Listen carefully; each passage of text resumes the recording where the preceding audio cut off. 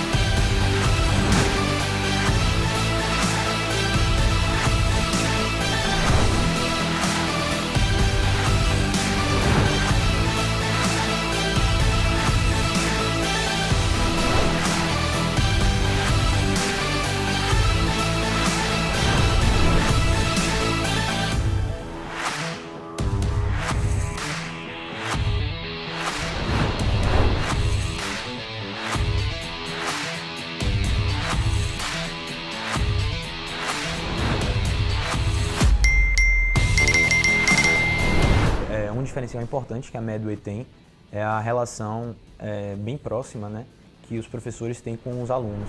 Fazer o curso tirou muita angústia que eu tinha, facilitou muito a jornada aí, no sentido de entregar alguns tópicos já que a gente precisa. Os professores estão sempre bastante presentes. A Medway me mostrou que eu poderia mudar a minha formação como médica e não só como concurseira naquela época. Então ela mudou o meu mindset para que eu viesse preparada para São Paulo para ser uma grande residente, mas também uma grande médica no futuro.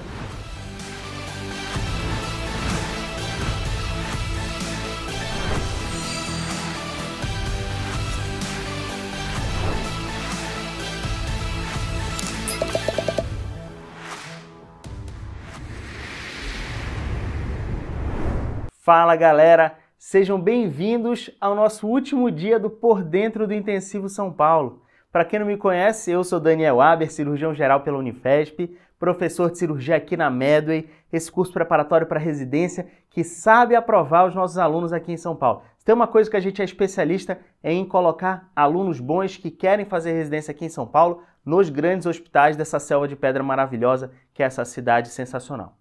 E galera, eu falei no começo que é a última aula e é isso mesmo. Hoje é o nosso último dia aqui do Por Dentro do Intensivo São Paulo. Se você não assistiu nenhuma das outras aulas, corre porque tá tudo disponível aqui no YouTube e só fica disponível até o dia 18, hein? Tem aula sensacional de anemia, tem aula sensacional de hérnias para o cílio, tem aula sensacional da USP Ribeirão Preto sobre preventiva, níveis de prevenção.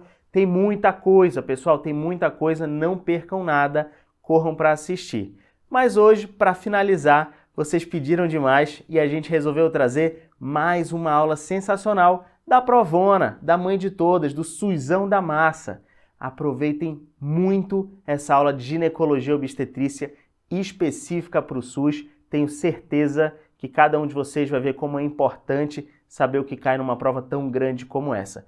E fica a máxima, depois da aula eu volto a dar um recadinho final para cada um de vocês, então até já!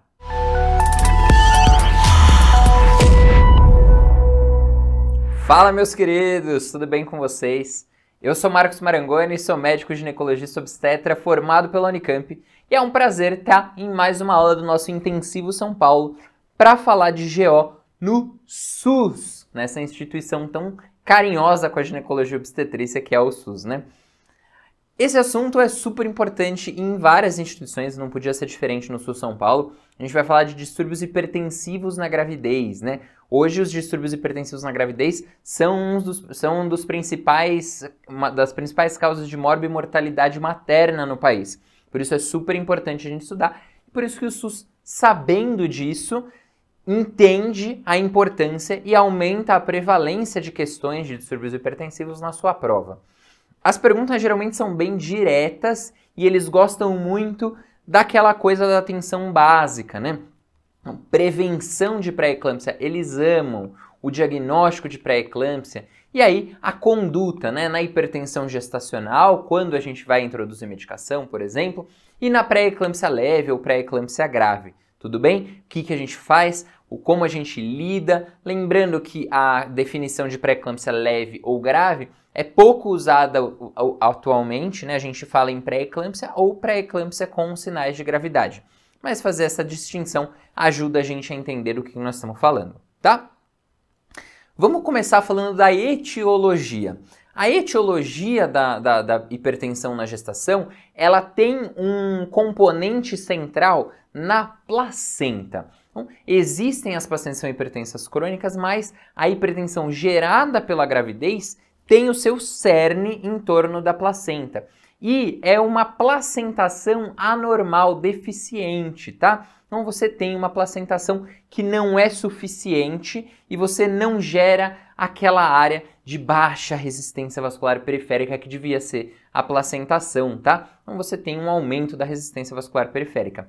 Além disso, predisposição genética, a gente vai ver que um dos principais fatores de risco para pré-eclâmpsia é você ter tido pré-eclâmpsia antes ou se você tem histórico familiar, quebra de tolerância imunológica, resposta inflamatória sistêmica, né? Então, você tem talvez aí uma relação, por exemplo, com primipaternidade, né? Quando é o primeiro filho daquele homem com aquela mulher. Então, as primeiras exposições àquele sêmen, né?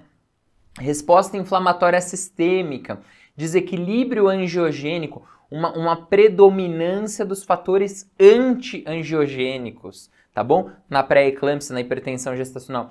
E uma deficiência do estado nutricional. A gente sabe também que uma das características que a gente tem na profilaxia para pré-eclâmpsia é a suplementação com carbonato de cálcio, certo? Vamos lá, fatores de risco. Quais são os fatores de risco para pré-eclâmpsia? Obesidade é um fator de risco importante. Hipertensão crônica ou pré-eclâmpsia prévia. Então, se a paciente já toma remédio, ela já toma lá sua losartana e engravida, né, você tem um risco aumentado de pré-eclâmpsia. E isso a gente tem que tomar mais atenção, porque a gente tem uma epidemia hoje do que a gente chama das, pejorativamente, eu não gosto desse termo, mas das grávidas idosas, né, que é uma gestação mais tardia, depois dos 35, 40 anos, tá? Diabetes mellitus pré-gestacional também é fator de risco, lúpus eritematoso sistêmico, síndrome do anticorpo antifosfolípide, né? As doenças do tecido conjuntivo, doenças autoimunes também favorecem, da mesma forma que a diabetes gestacional, que a diabetes mellitus pré-gestacional, favorecem alteração vascular, né? Você já tem um endotélio talvez um pouco mais ferido ali, mais suscetível às alterações todas que estão relacionadas com a pré-eclâmpsia. Gestação múltipla, faz sentido, certo? Porque se eu tenho mais placenta, eu tenho mais risco de ter hipertensão. Lembra, o cerne da pré-eclâmpsia está na placentação, está na placenta. Mais placenta, mais risco de pré-eclâmpsia. Nuliparidade, então, é o primeiro parto daquela paciente, e a idade materna, os extremos de idade principalmente, né? Mais próximo ali, antes dos 18, 17 anos, ou depois dos 40, 45 anos, né? Os extremos de idade também são fatores de risco. E aí a gente passa para a profilaxia da pré-eclâmpsia, que é um tema que o SUS gosta bastante. Antecedente de pré-eclâmpsia tem indicação de fazer a profilaxia, seja o antecedente pessoal ou familiar. Lembra do componente genético, tá bom? Hipertensão arterial crônica, paciente que já traz ali a sua losartana, ela já toma o seu remédio. Obesidade, diabetes, doenças renais. Então, a paciente que tem uma doença renal crônica, não precisa nem ser dialítica, mas se ela já tem doença renal crônica, já fala a favor de um risco aumentado de pré-eclâmpsia. Doenças autoimunes, síndrome do anticorpo antifosfolípide e gravidez múltipla são os fatores de risco de pré-eclâmpsia. A gente vai fazer profilaxia. Faz sentido, não faz? E com o que a gente faz a profilaxia? AS, então ácido acetil salicílico, 100 mg por dia entre 12 e 36 semanas. E lembrar que a paciente ela pode começar a receber até 20 semanas. Tá? Houve uma atualização em 2023, até 20 semanas ela pode começar a receber. Preferencialmente antes das 14 semanas, tá? Começar com 12 é o ideal. E a gente para com 36 semanas, justamente para não chegar no parto, na hora do parto, e a paciente poder estar meio com disfunção plaquetária pelo AS, né? E sangrar demais. Então, é importante o AS. O AS ele vai ajudar a não haver lesão endotelial, que é comum, pode acontecer aí quando você tem a placentação anormal. O carbonato de cálcio também é outra medicação indicada como profilaxia. A gente vai suplementar 1.000 a 2.000 miligramas por dia, de 12 semanas até o fim da gestação. Então, o carbonato de cálcio, o pessoal fala que é para indicar só em áreas que tem de pessoa ou pessoas que têm uma ingesta deficiente. No Brasil, a gente sabe que a maioria das pessoas tem uma ingesta insuficiente de cálcio na dieta por dia. Então, a gente vai suplementar em todo mundo que tem indicação, tá? Mas se cair na sua prova escrito isso, não é para estranhar. Tudo bem? A gente vai de 12 semanas até o fim da gestação. Esse aqui não precisa suspender com 36 semanas. Como eu faço o diagnóstico? O diagnóstico são vários diagnósticos diferenciais, né? Você pode ter hipertensão crônica, hipertensão gestacional, pré-eclâmpsia sobreposta, iminência de eclâmpsia, eclâmpsia e a síndrome HELP. Então, é um pool de doenças dentro dessa mesma doença multissistêmica. Vamos lá. Hipertensão gestacional. A hipertensão gestacional é diferente de hipertensão na gestação. A hipertensão na gestação pode ser qualquer tipo de hipertensão. Agora, a hipertensão gestacional, ela é decorrente daquela gestação. Aqui, a pressão arterial é maior ou igual a 140/90 após as 20 semanas de gestação. Durante a gestação, no parto ou puerpério. Isso é importante, tá? Então, antes das 20 semanas, eu preciso medir bem essa pressão para ver se ela não tem hipertensão. Se ela tiver uma hipertensão antes de 20 semanas, não chama hipertensão gestacional. A hipertensão gestacional é hipertensão após as 20 semanas, durante a gestação, o parto ou no puerpério. Tudo bem? Essa é a definição. Diferente da hipertensão arterial crônica, né? A hipertensão arterial crônica, ela aparece em mulheres com hipertensão que ela já sabia. Então, ela chega para a primeira consulta pré-natal e fala, olha, doutor, eu sou hipertensa, eu tomo losartana. Beleza. Ela já te conta isso. Ou então, ela chega na primeira consulta, antes das 20 semanas, e você faz diagnóstico de hipertensão. Essa hipertensão antes das 20 semanas, ela não é causada por placenta. Porque a placentação anormal que acontece é lá com 14, 16 semanas. Por isso que o AS a gente dá antes desse tempo, tá? Então, antes das 20 semanas, não é hipertensão gestacional, é hipertensão crônica. Caiu no SUS de 2017, viu? Exatamente essa definição aqui. Mulheres que mantêm a alteração pressórica após 6 semanas do parto, então, vamos supor que a paciente chegou com 25 semanas para começar o pré-natal. Não sabia se era hipertensa ou não e estava hipertensa com 25 semanas. E aí, é uma hipertensão crônica ou é uma hipertensão gestacional? Putz, eu não sei. Como eu vou descobrir? Eu vou medir a pressão dela após 6 semanas de parto. Se mantiver elevada, é hipertensão arterial crônica, tá bom? E a pré-eclâmpsia, Marcão? O que é a pré-eclâmpsia? A pré-eclâmpsia é a hipertensão gestacional, 140/90, após as 20 semanas de gestação no parto ou no puerpério, associada a proteinúria significativa ou associada a sinais de gravidade, tá? Então, se eu tiver sinais de gravidade, eu não preciso ter proteinúria para eu chamar de pré-eclâmpsia. A proteinúria, como é que a gente faz o diagnóstico da proteinúria? Você precisa de uma amostra de urina de 24 horas e nessas 24 horas você precisa de uma excreção de pelo menos 300 miligramas de proteína em 24 horas. Outra forma de fazer esse diagnóstico, essa aqui é a melhor, tá? Que você consegue acompanhar, mas é difícil a coleta, né, e tudo mais.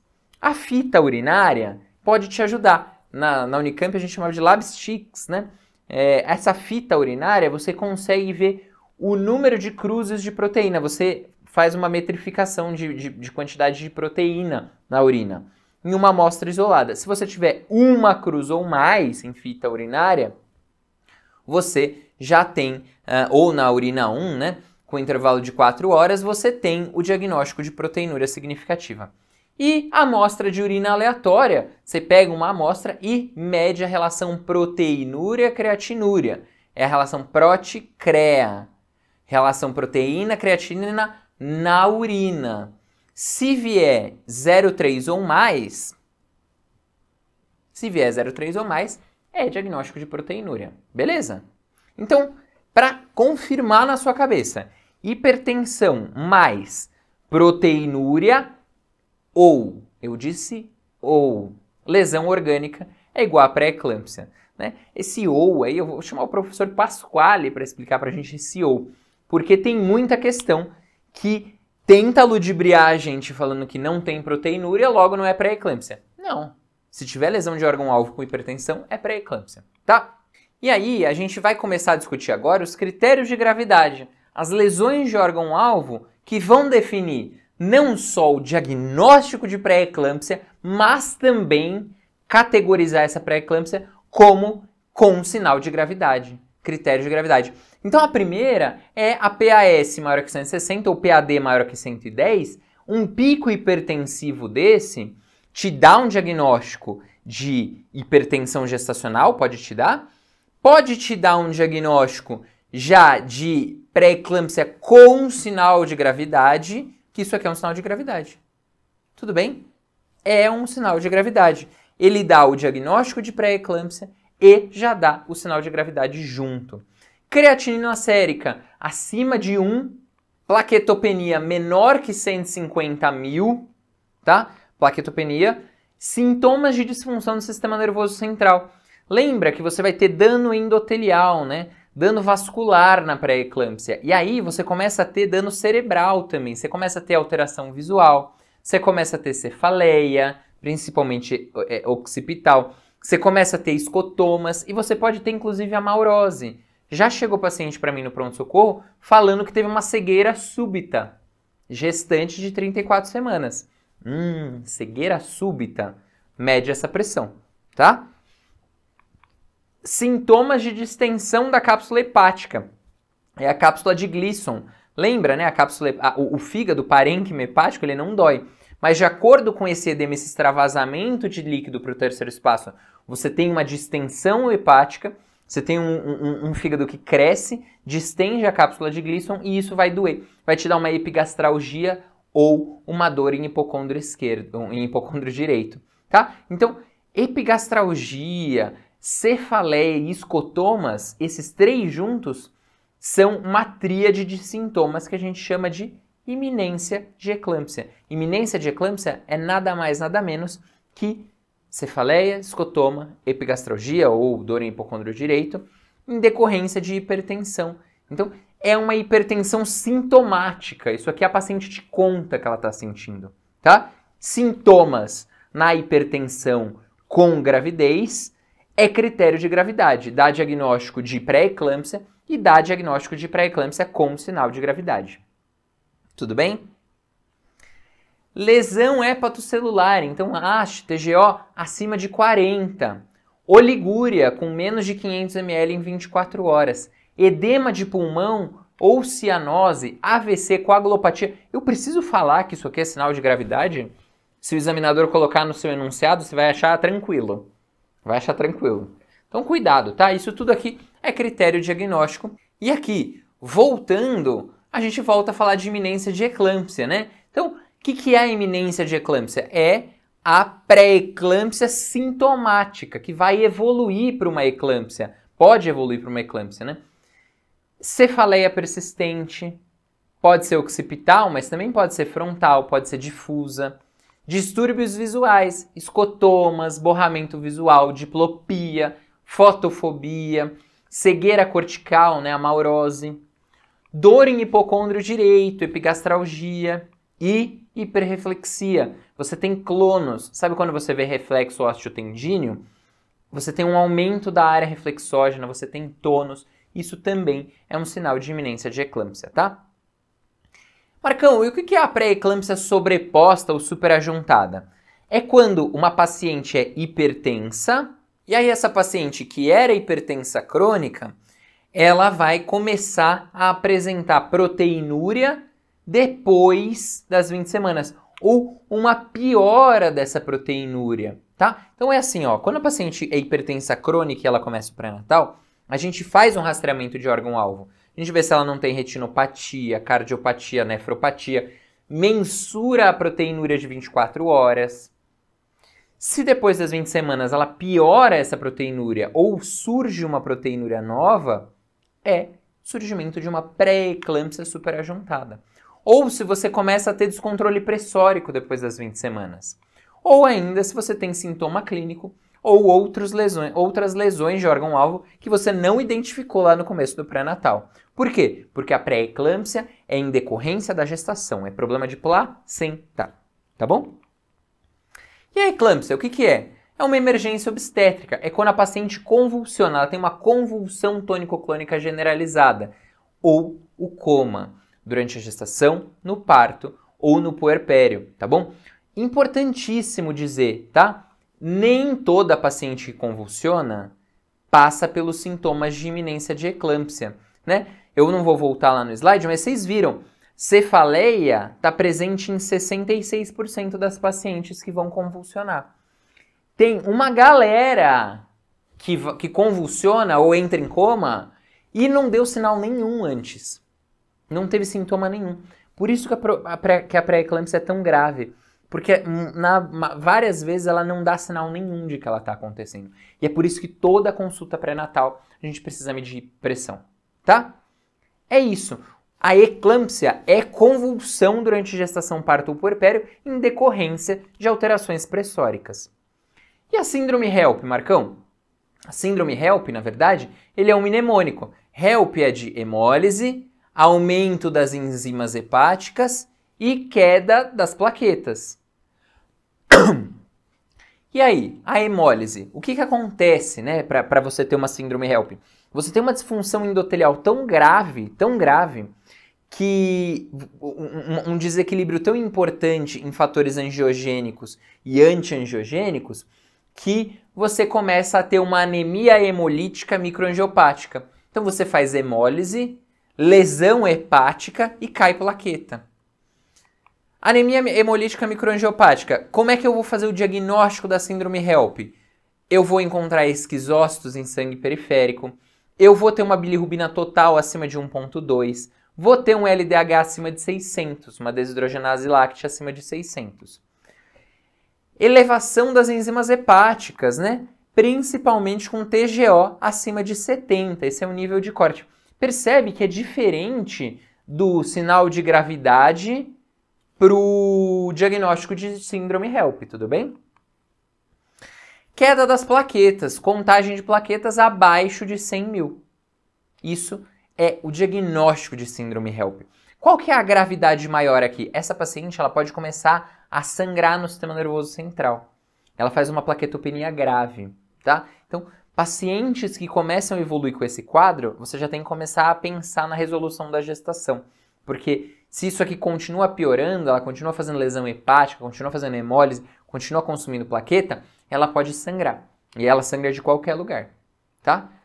Importante, se a paciente tiver uma contagem de plaquetas muito baixa, talvez não dê, inclusive, para fazer cesárea com bloqueio regional, né? Você não vai poder fazer raquianestesia, você vai ter que fazer anestesia geral, tá certo? Como é que eu trato Como é que eu manejo a pré-eclâmpsia e as suas formas? Então, primeira coisa, quando que eu vou iniciar os antihipertensivos? Sempre que a paciente tiver sintoma ou PAS maior que 150, maior ou igual, e PAD maior ou igual a 100, tá? Isso tanto na hipertensa crônica quanto na hipertensa gestacional, tudo bem? Então, se a paciente apresenta níveis hipertensivos de 150 por 110, por 100, está indicado a prescrição de medicação antihipertensiva. Ou, se eu tenho persistentemente, sempre níveis acima de 14 por 9, tá? Então, um pico acima de 15 por 10 ou persistentemente acima de 14,9 também está indicado. Que medicação a gente usa? Nossa primeira opção disparada é a metildopa, e aí a dose limite que a gente costuma usar, né, não é a dose máxima permitida, mas a dose limite que a gente usa é 2 gramas por dia de metildopa. A gente pode lançar a mão de segunda linha amlodipino e nifedipino e pode inclusive associar, tá? Tem vários pacientes que associam. E por fim, a hidralazina. Importante, tá? Tá contraindicado durante a gravidez o uso de ECA e BRA por risco fetal, tá bom? Com risco de malformação fetal. Então, se uma hipertensa crônica chega usando a sua losartana, seu captopril, seu enalapril, você vai tirar isso antes das 20 semanas, assim que possível, idealmente antes do começo do pré-natal. Tira essas medicações, observa, ela está fazendo hipertensão acima de 15 por 10? Ou mantendo persistentemente 14,9? Ah, não tá. Ah, então tudo bem. Dá para deixar ela sem medicação na gravidez. Ah, Marcão, hipertensa sem medicação? Sim, ela pode não desenvolver pré-eclâmpsia, inclusive, tá? Ela fica controlada sem medicação ou com medicação de acordo. E aí você suspende, avalia se essa paciente vai precisar, e aí você introduz a metildopa. Sempre que você faz diagnóstico de pré-eclâmpsia, é importante fazer coleta de exames laboratoriais. E é aquele pacotão, né, o kit de exames da pré-eclâmpsia. Quais são esses exames? Hemograma, ureia, creatinina, sódio, potássio, AST, ALT, bilirrubinas, ácido úrico. Isso aqui já mostra pra gente que a pré-eclâmpsia, na verdade, é uma doença multifacetada. Ela tem várias faces, a pré-eclâmpsia. Ela pode afetar o sistema de coagulação, ela pode afetar o fígado, ela pode afetar o rim, ela pode dar distúrbio hidroeletrolítico, ela pode levar ácido úrico. Aqui, vocês viram que a gente já conversou que esses exames aqui definem gravidade, né? Então, para que eu peço hemograma? Ah, para ver plaqueta, por exemplo. Para que eu peço creatinina? Porque uma creatina aumentada pode me falar a favor de um sinal de gravidade. Mesma coisa a AST-ALT, mesma coisa a bilirrubina. E o ácido úrico define gravidade? Não. O ácido úrico define prognóstico.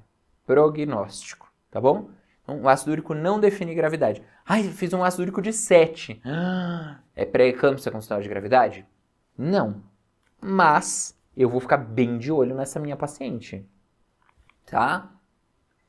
Outros exames laboratoriais que também ajudam na distinção da gravidade. O LDH, a urina 1 para quantificação de proteinúria, né? Para a gente ver a quantidade de cruzes de proteína lá nas cruzes.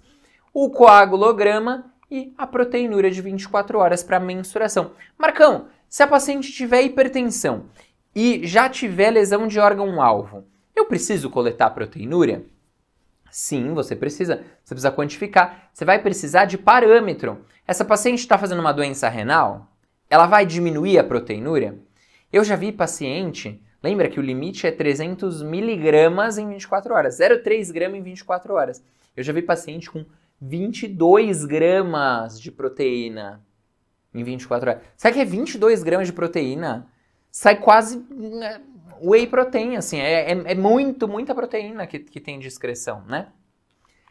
Importante também, proteinúria, a quantidade de proteinúria define gravidade? Não define gravidade, tá? Se a paciente urina 1 grama de proteinúria, 12 gramas ou 22 gramas de proteinúria, isso não é definidor de pré-eclâmpsia com gravidade, tá? Avaliar a vitalidade fetal. A gente pensa muito na mãe, mas tem que lembrar do bebê também, né? Lembrar que pré-eclâmpsia, distúrbios hipertensivos são fatores de risco para sofrimento fetal, tanto sofrimento fetal crônico quanto sofrimento fetal agudo. Pico hipertensivo é fator de risco para descolamento prematuro de placenta, óbito fetal. Então tem que fazer cardiotoco. Aqui, lembrar dos parâmetros de cardiotoco, né? Normal entre 110 e 160, tem uma boa variabilidade, acelera e não tem desaceleração. Perfeito, essa cardiotografia antiparto está super adequada. Ultrassonografia obstétrica com dopplerfluxometria fetal, né? Então, fazer uma ultrassonografia, avaliar a ILA, ver cerebral média, ver a umbilical, ver relação cérebro-placentária, se precisar fazer uma avaliação de ducto venoso, né? Então, ultrassonografia obstétrica com dopplerfluxometria. Perfil biofísico fetal também. Aqui uma ultrassonografia obstétrica com Doppler, né? Que a gente vê a resistência, o pico sistólico, tudo que a gente estuda lá na aula de sofrimento. Perfil biofísico fetal, né? A gente avalia a movimentação fetal, movimento respiratório, faz a cardiotografia, avalia líquido amniótico.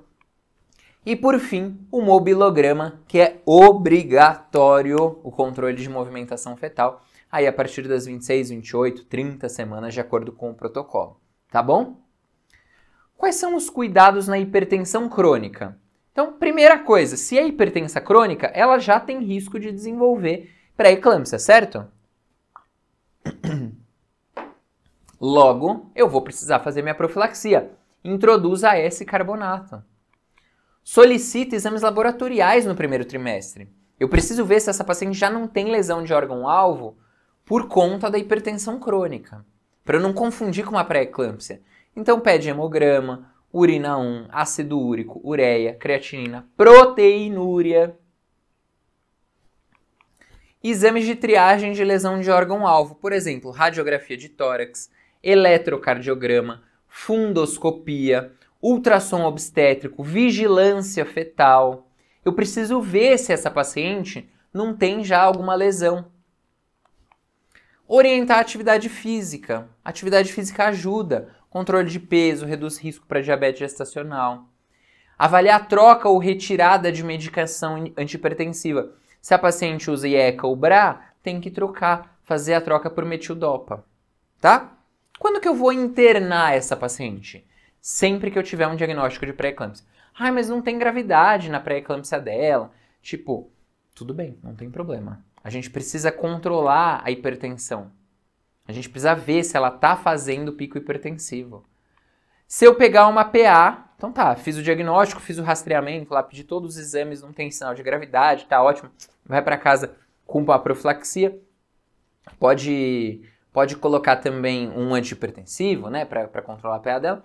Aí ela volta em uma outra consulta com 150%. Tem que internar. Alteração de vitalidade fetal. Aí interna pelo próprio bebê, né? Isso é outra coisa importante também. Coisas que também não definem gravidade.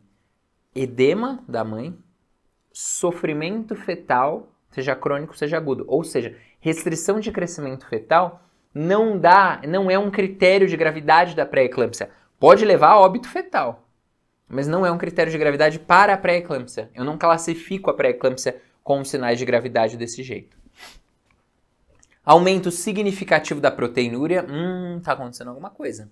Será que ela está fazendo lesão renal? Suspeita de lesão de órgão-alvo ou algum outro sinal de gravidade, tá? Esses são os critérios de internação. Pré-eclâmpsia com sinal de gravidade. Então, se ela tiver ou sintoma ou alteração de laboratoriais, se for uma eclâmpsia ou uma síndrome HELP, o que eu vou fazer? Lembra que é um ser humano, né? A gente está na GO, mas lembra das aulas de clínica. Então, coloca a paciente em decúbito lateral esquerdo. Se ela está convulsionando, segura a cabeça, protege, sobe a barra lateral da maca. Oxigênio sob máscara, acesso venoso, coleta de exames, monitorização e já passa uma sonda vesical de demora e você vai entender por quê. Essas medidas gerais são sincrônicas com a administração do sulfato de magnésio. O sulfato de magnésio é uma medicação que vai fazer uma estabilização da membrana neuronal. Então vai proteger o sistema nervoso da grávida, tá? Vai diminuir o limiar, aliás, vai aumentar o limiar de excitabilidade. Então, a pré-eclâmpsia, com sinal de gravidade ou a eclâmpsia, você tem um risco de convulsão, certo? Se eu altero esse limiar, é mais difícil ela convulsionar, é mais difícil ela sangrar na cabeça, tá? Então, a gente tem dois esquemas principais. O esquema de Zussman, que é um esquema que é exclusivamente endovenoso, e o esquema de Pritchard, que tem um componente endovenoso e tem um componente intramuscular. O esquema de Pritchard é muito bom para a transferência de paciente de um lugar para o outro. O Zussman, então, a dose inicial de sulfato de magnésio é 4 gramas endovenoso em 20 minutos, e a paciente tem muita náusea, vômito nesse momento. É uma medicação que dá muito calor, né? Quem já administrou sulfato de magnésio sabe o terror que é. E aí, depois disso, a gente deixa 10 ampolas a 10% em 400 ml de soro glicosado a 5%, 1 a 2 gramas por hora. Então, 1 a 2 gramas por hora por até 24 horas, ou até 24 horas depois do parto, tá? Qualquer pré-eclâmpsia com sinal de gravidade tem indicação de sulfato de magnésio. Por isso que eu falei, edema define gravidade? Não. Ácido úrico? Não. Sofrimento fetal? Não. Não define gravidade, logo eu não tenho indicação de usar sulfato de magnésio. O esquema de Pritchard, ele é menos usado, mas olha como ele é um esquema interessante. 4 gramas endovenoso lento e aí 10 gramas intramuscular, isso no ataque. E aí na manutenção é 5 gramas a cada 4 horas, alternando os glúteos intramuscular. Aqui eu consigo transportar essa paciente por longos períodos, tá? Cuidado com a intoxicação do sulfato de magnésio. A gente vai suspender o sulfato de magnésio se tiver um aumento da frequência uma queda da frequência respiratória, uma abolição dos reflexos patelares ou uma diurese baixa, que você não está excretando o sulfato de magnésio. A intoxicação por sulfato de magnésio vai levar a uma depressão cardiorrespiratória. Por isso que eu tenho que ficar atento na frequência respiratória. Essa paciente precisa ficar numa unidade intensiva ou semi-intensiva que seja, mas ela precisa estar sendo monitorada. Será que ela está intoxicando com sulfato de magnésio? Será que ela está fazendo diurese adequada? Tá? Então, isso é bem importante. Por isso que eu vou fazer a sondagem vesical de demora na paciente, quando for fazer sulfato de magnésio. Atenção! Sondar a paciente, pegar acesso, etc., não pode, quer dizer, pegar acesso até pode, mas as medidas iniciais não podem atrasar a administração de sulfato de magnésio. Isso é uma urgência, tá? Que precisa ser feita com a administração de sulfato de magnésio. Se persistirem os sintomas de intoxicação pelo sulfato de magnésio, a gente vai administrar o gluconato de cálcio. Então, suspendi, não melhorou, eu vou administrar um antídoto do sulfato de magnésio, que é o gluconato de cálcio. 10 ml de gluconato de cálcio a 10%, diluído com 10 ml de água destilada em 2 a 5 minutos. Você deixa o gluconato de cálcio aspirado lá. A dose do gluconato não precisa lembrar, tá? Beleza, fiz as medidas gerais, fiz o sulfato de magnésio. Fiz o sulfato de magnésio, está na dose de manutenção, eu começo a ficar mais tranquilo. O próprio sulfato de magnésio, ele tem uma certa ação antihipertensiva, mas ele não é um antihipertensivo, ele não é um hipotensor. Eu não uso ele para isso. A gente já conversou sobre para que o que a gente usa. Aí sim é que eu vou pensar, depois do sulfato de magnésio, é que eu vou pensar no que eu vou fazer. Atenção! O examinador vai querer te colocar na pegadinha de que primeiro você faz o antihipertensivo. Não é. Primeiro é o sulfato de magnésio. Beleza, fiz o sulfato de magnésio, aí eu vou ver a PA. Putz, a PA continua com 160 por 110. Aí eu vou fazer hidralazina endovenosa, tá? Hidralazina endovenosa. Outras possibilidades, nifedipino, via oral. Uma terceira possibilidade, nitroprusiato de sódio. mas é muito raro a gente ter que usar. Quando precisa usar, a gente sempre pensa em interromper a gestação primeiro, porque pode causar muito malefício para o feto, né? Pode causar uma hipotensão na placenta, um hipofluxo placentário, e você ter sofrimento fetal e óbito fetal com o uso do nitroprussiato. Então é muito raro a gente usar nitroprussiato. E quando a gente usa, a gente pensa em interromper a gestação antes. E outros antihipertensivos habituais, tá? Avaliação da vitalidade fetal, lembra? A ausculta de BCF, avaliar tônus uterino e sangramento pelo risco de DPP, de descolamento prematuro de placenta, cardiotocografia, ultrassom e lembrar sempre que se a paciente tem uma doença hipertensiva grave, com sinal de gravidade na prematuridade, e quanto mais prematura a pré-eclâmpsia, mais grave ela é. Então, é muito mais grave uma pré-eclâmpsia que começa com 24 semanas do que uma pré-eclâmpsia que começa com 34, por exemplo. Uma que começa com 34 a gente até gosta. Agora de 24, de 22, 24, nossa, umas pré-eclâmpsia do mal, tá? Então lembra da betametasona para prematuridade. Outra coisa que o SUS gosta. Quando que eu resolvo a gravidez? Primeira coisa que eu quero falar para você é que é via de parto obstétrica. Marcão, mas a paciente convulsionou, ela fez uma eclâmpsia. É indicação de cesárea de urgência? Não. Você vai estabilizar a paciente, você vai fazer sulfato de magnésio, você vai fazer antihipertensivo, você vai avaliar o feto. Tá todo mundo bem? Tá todo mundo estável? Ela tem indicação de resolução? Pode resolver pela via de parto obstétrica. Pode induzir? Pode. Pode passar balão? Pode. Ah, vai nascer daqui 3 dias. Sim, ela vai estar internada, é só ficar medindo a pressão dela, ver se ela tá bem. Inclusive, ela vai estar sulfatando, né? Paciente com pré-eclâmpsia com sinal de gravidade abaixo das 24 semanas, com menos de 24 semanas, a gente avalia com a paciente a indução do parto. Porque assim, uma pré-eclâmpsia começa com 21 a 22 semanas, ela já começa muito grave. E ela põe em risco a vida da mãe. Tá, ela põe em risco a vida da mãe. Talvez essa gestação não chegue na viabilidade das 24 semanas. Então, você pode avaliar, induzir um parto, mas é um parto que não tem prognóstico, né? Esse bebê não vai sobreviver, tá? Entre 24 e 34, aqui é muito decisão compartilhada, é uma decisão super difícil de tomar, tá? Entre 24 e 34 semanas, aqui a gente tem prognóstico de vida do bebê. Se nascer a partir de 24 semanas, a gente fala de viável, né? A gente chama de viabilidade. Lembrar de fazer corticoide. Se piora a materna ou alteração da vitalidade fetal, parto.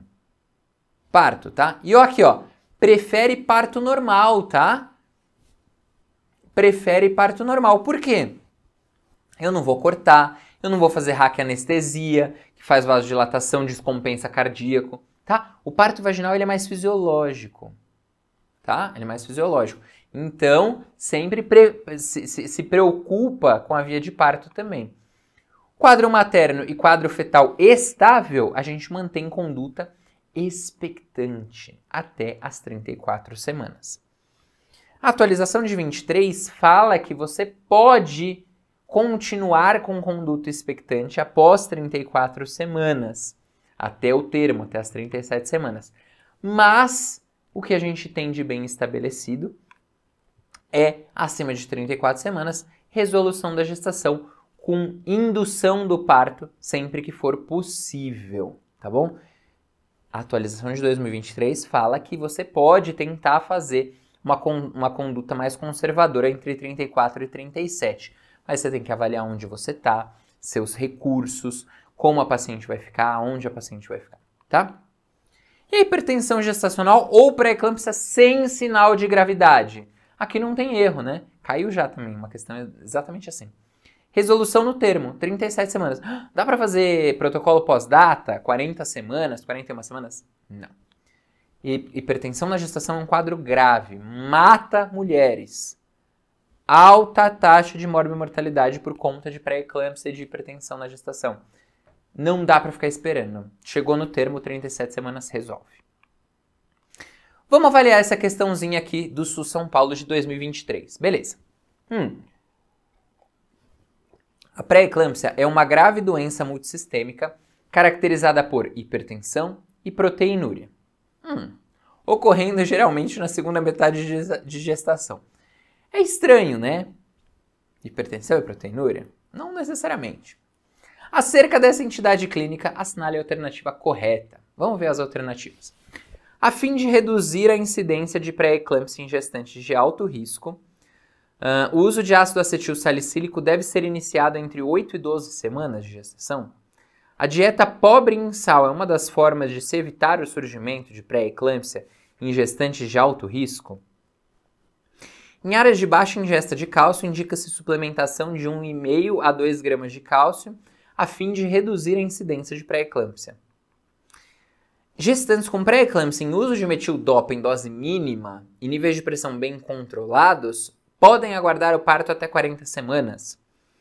Os exames laboratoriais iniciais para critério de gravidade da pré-eclâmpsia incluem o coagulograma. E aí, gente? Resposta alternativa C, né? Lembra que eu falei do local de áreas de baixa ingesta e tal? Geralmente a gente considera todo mundo como baixa ingesta, tá? Mas vamos aprender qual a alternativa. O AS, ele tem que ser iniciado entre 12 e 16 semanas e a partir da atualização de 23, até 20 semanas você pode iniciar, tá? Então, não é entre 8 e 12 semanas. E lembra que a gente interrompe lá com 36. Alternativa B. Eu falei que o sal tem alguma relação com hipertensão na gravidez? Zero, né? É problema da placenta. A dieta é normossódica da paciente com hipertensão ou risco de hipertensão. Local de baixa ingesta de cálcio, o carbonato de cálcio está super bem indicado a partir das 12 semanas até o fim da gestação. A alternativa C é a correta. Alternativa D, essa é bem interessante, né? Então, pré-eclâmpsia sem sinal de gravidade e pressão controlada, eu posso segurar até as 40 semanas? Não. Parto às 37 semanas, tá? E por fim, o exame laboratorial inicial de critério de gravidade envolve coagulograma? Eu falei que o RNI tem que ser X ou Y para eu considerar grave? Não. Os exames de gravidade são o hemograma para eu ver plaqueta, enzima hepática, bilirrubina total e frações, creatinina e desidrogenase láctea, tá? São esses os exames que avaliam gravidade. Guarda isso, tá? Combinado? Ficamos com a alternativa C e eu vou ficando por aqui para você poder estudar, fazer as suas trilhas aí, fazer as suas questões. Bons estudos e um beijo na alma. A aulinha do Marcão sensacional, né? Distúrbios hipertensivos da gravidez, galera. Que confusão é essa? Pré-eclâmpsia, DEG, caos, sulfata, não sulfata. E percebam o seguinte, essa foi uma aula específica para o SUS São Paulo, com o que cai no SUS São Paulo. Diferente muitas vezes do que aparece na prova da USP. E vocês vão ter esse direcionamento por instituição dentro do nosso Intensivo São Paulo. E a mensagem final que fica é, nada melhor do que vir estudar com a gente no Intensivo São Paulo, com aquela bolsa sensacional. E o jeito de vocês conseguirem essa bolsa é participando do maior concurso de bolsas que esse país já viu. Mais de 400 mil reais em premiações. É isso aí, galera. Vai ter gente fazendo o Intensivo São Paulo de graça. Dia 26 de junho, tanto online, para quem está longe, quanto presencial, para quem quer vir aqui pertinho da gente, fazerem a prova. E por que eu iria no presencial, Daniel? Porque quem estiver lá com a gente vai ter 4 vezes mais chance de ser premiado. Vai ter chance de levar uma bolsa integral, estudar na faixa. E é isso que a gente quer. A gente quer aluno bom, estudando num curso bom, que é o nosso da Medway, para ser aprovado num grande hospital aqui de São Paulo, para a gente ser residente nessa selva de pedra maravilhosa, que é essa cidade aqui, que por algum motivo todos queremos estar, e quando estamos, fica difícil de querer sair, né? Eu vim para cá e nunca mais quero ir embora. É isso aí, pessoal. Eu amo São Paulo e eu espero que cada um de vocês seja muito feliz fazendo residência, e para vocês fazerem residência, não tem outro caminho, tem que fazer o Intensivo São Paulo da Medway. Vocês vão amar, eu tenho certeza absoluta, porque a gente faz isso aqui de coração, porque um dia já foi o nosso sonho ser aprovado aqui em São Paulo. E o que a gente faz hoje é compartilhar do sonho de vocês e ajudar nessa trajetória que a gente sabe que é bem difícil. Beleza? Espero que vocês tenham curtido demais essa nossa semana por dentro do Intensivo São Paulo.